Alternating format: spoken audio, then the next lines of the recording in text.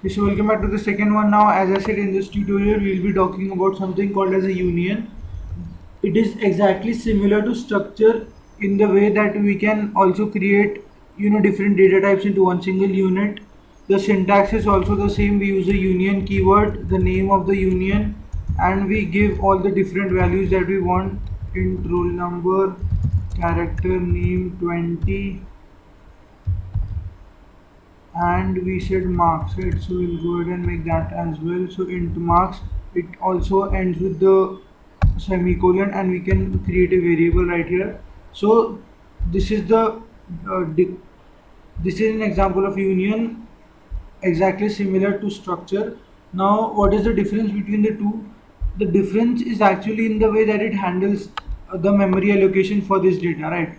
So what happens in the case of structures is that we allocate 2 plus 20 plus 10, that is 27 bytes of memory for one single variable. But on the other hand, in the case of union, it only uses the highest value. So it will only require 20 bytes for all the three variables. Now, how does it do that?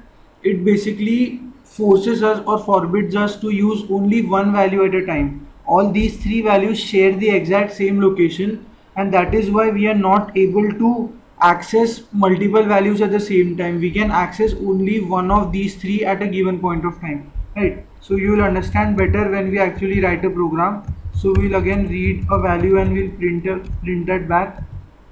That will be enough for you to understand what I mean. So we'll take name as the input. Again we need to say u1 dot name, because if we have multiple objects it is confusing.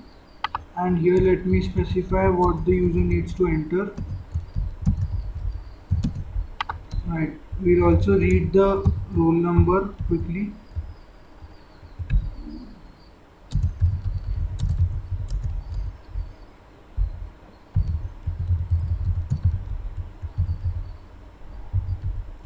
Ampersand u1 dot roll number.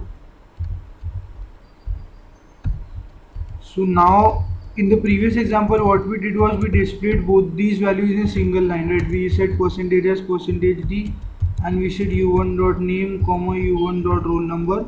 But that is not possible in the case of a union, because as I said, you can access only one particular value at a time.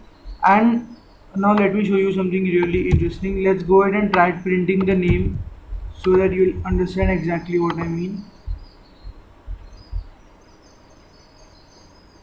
Right, so my name is Aquib and roll number is this.